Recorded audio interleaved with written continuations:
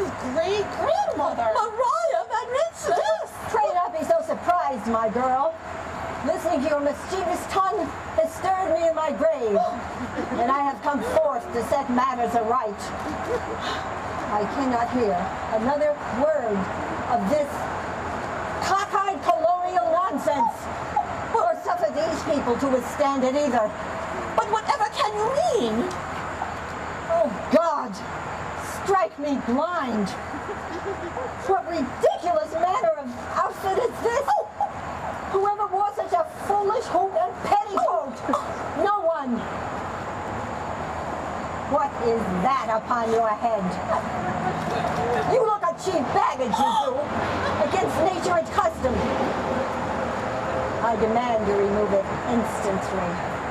I wear this in honor of my colonial ancestors. You would do well to attend my words and remove that disorder, madam. For I am not honored by this display. Oh, that I should see such absurd habits.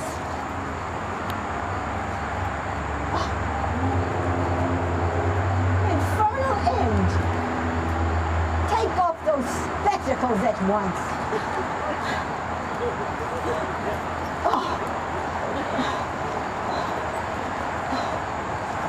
I think you are just impossible. Whatever can you mean? What's wrong? Oh, be silent. Your desire to please, to prattle has overcome every other consideration, including the truth. But Mariah, I have told the truth. Philip Van Rensselaer lived a refined life of polite entertainment. Well, to be sure we did. But she forgets that Philip was a merchant and made his profit from the river trade. Why, he shipped potash, wheat, peas, tallow, anything else he could buy, and had rum and cloth brought back upriver. Why, in time, he owned his own sloop and carried passengers too. Such common goods and rum. My great-grandfather Philip was no pirate's peddler. Rum indeed.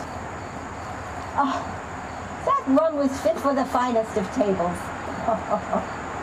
Why, the market was scarce enough one year that a hogshead of rum fetched 25 pounds. Enough to buy 6 yards of luxurious silk, the most beautiful gown. We mustn't talk of money. Not in front of the... It was money that brought our fine lifestyle. Money from trade.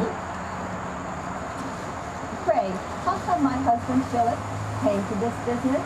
Well, he took over the shipping interests of my father, Robert Sanders. You would do well to remember that it was Sanders' money, not Van Rensselaer's.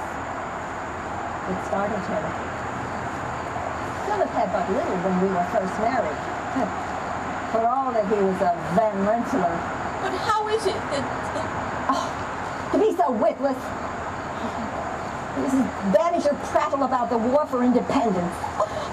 But the Van Rensselaers are recognized by esteemed patriotic societies for the role they played in following the principles and ideals of the revolution, liberty and freedom for all. She say freedom for all? Did that include the slaves? Free the slaves? What foolishness. Why, we paid good money for those slaves. It's good for all our fine meals. And carry the food upstairs in the cellar kitchen. Boil the water for tea. Launder the linen. My husband's business depended on that. His man, Andrew, fashioned barrels for the flour and made the staves that held the hogsheads that held our rum. How else would the work get done? But what that has to do with the shaking off of the tyranny of the English, I can't say. Philip Van Rensselaer must always be remembered for the duty that he owed to the cause of liberty. I am proud to forever preserve the memory of my ancestor Philip's distinguished courage. Oh, enough of your confound nonsense. Oh, 'tis true. My husband did fight against the British. But he was appointed public storekeeper, not as a high officer. Our business was to supply the Continentals with bullets, rum, and camp kettles. Camp kettles? Oh, 'tis practical things needed by a soldier's girl, not pretty words. Philip knew that. And never did a man work harder than to see our army was supplied. Grand ideals aren't going to feed starving soldiers. And neither is liberty going to save an army half dead with the smallpox. Only hard work, sacrifice, and supplies can do that. Oh, have some sense, will you? And take down that thing.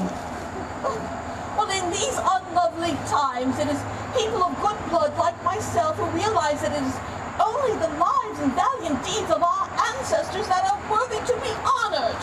Oh, you're impossible. Shall I pour for you, Mariah? Oh!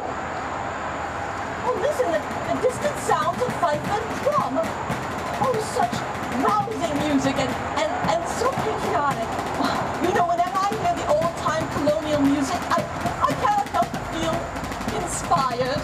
Well, to be sure, Catherine, we can agree on one thing, and that is that the music is indeed fine. Well, two very different versions of this family's history has been presented.